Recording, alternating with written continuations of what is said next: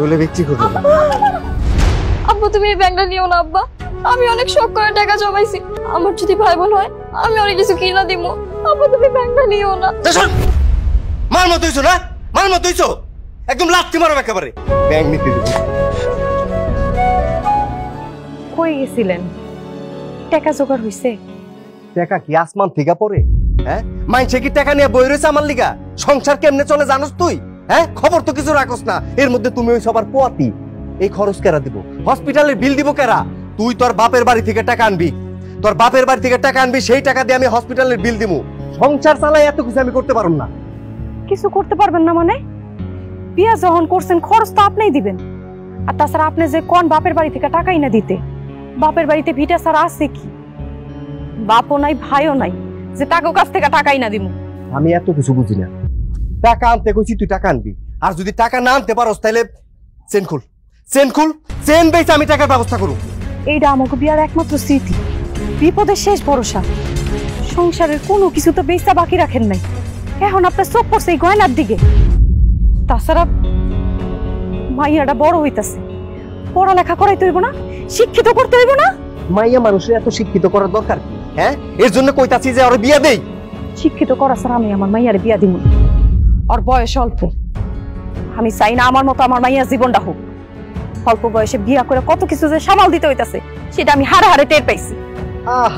আমার শিক্ষিতর ঘরে শিক্ষিত। অল্প বয়সে বিয়া হয়েছিল দেখে তাও বিয়াটা হইছে, নালে তোর জীবনে বিয়া হইতো না। আমি তোরে বিয়া করে উদ্ধার করছি, এটা মনে কর। ফকির নিচ্ছি আমি, নাইলে ফকির নিচ্ছি। আপনার এই ঘরটা ছাড়া আছে কি? হ্যাঁ, কত ভালো ভালো জায়গা থেকে আমার সম্বন্ধ আইনি, তা করে বিয়া না কইরা বিয়া করলাম আপনার মতো একটা বাধাই মারে। তোমার বিয়া হওয়া উচিত ছিল জজ ব্যারিস্টারের লগে, তাহলে তুমি আর ওই তোমার মাইয়া এই দুইজনের স্বপ্ন পূরণ হইতো। হইতো। দেখছস, দেখছস আবার কথা কয়। চেন খুল, চেন খুল। আপনি আমার চেইনের দিকে নজর দিবেন না। নিজের টাকায় তো কোনোদিন একটা চেইন কিনা দেননি, আমার কোনো শখ আহ্লাদ পূরণ করেন নাই। এখন আইসেন এই চেইন বিক্রি করতে।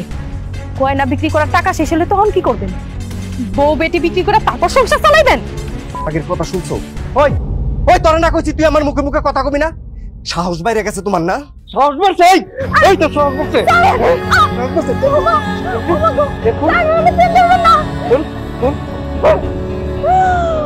ও বাবা, আমার এটা বিক্রি করে কি দিব? একদম পারা মারো। ও বাবা, সেন, সেন বলে বিক্রি করবো।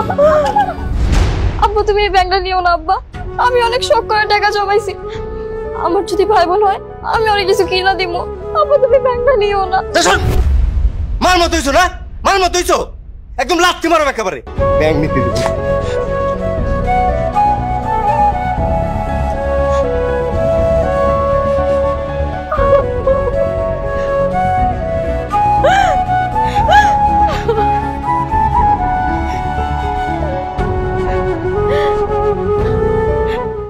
আম্মা তুমি কাঁদলে না আমার অনেক খারাপ লাগে।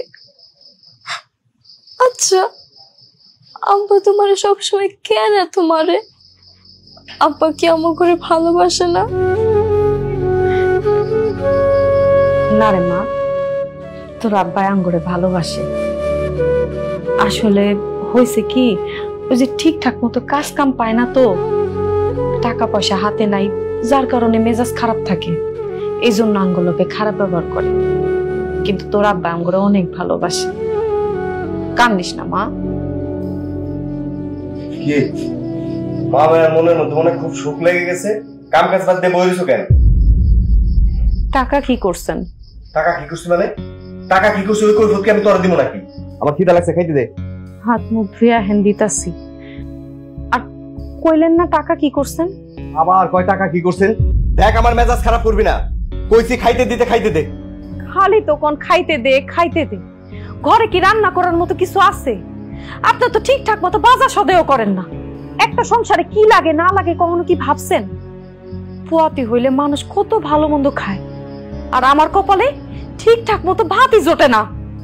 কি কইলি তুই? তোর কপালে ভাত জুটে না?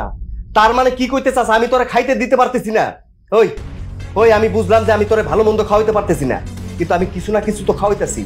চৈত্রি মাসে আমার এমনি কাম কাজ নাই, যা খাইতেছস এটাই খাবি, এটাই খাই শুকরিয়া কর। কাজ ঠিকই আছে, কোন যে আপনার কাজ করানোর মুরদ নাই।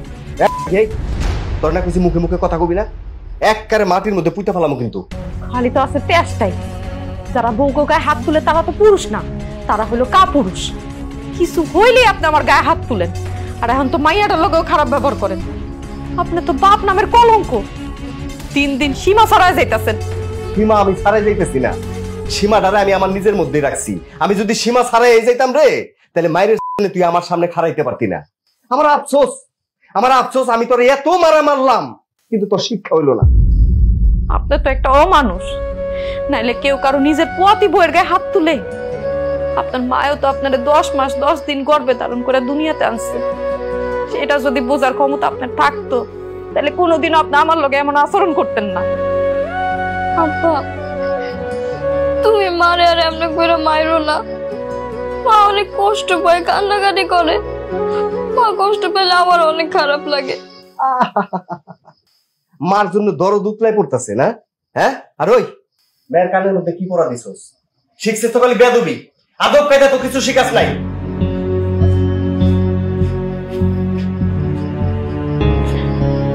থাক না, মন খারাপ করিস না, ঠিক হয়ে যাবো, সব ঠিক হয়ে যাবো।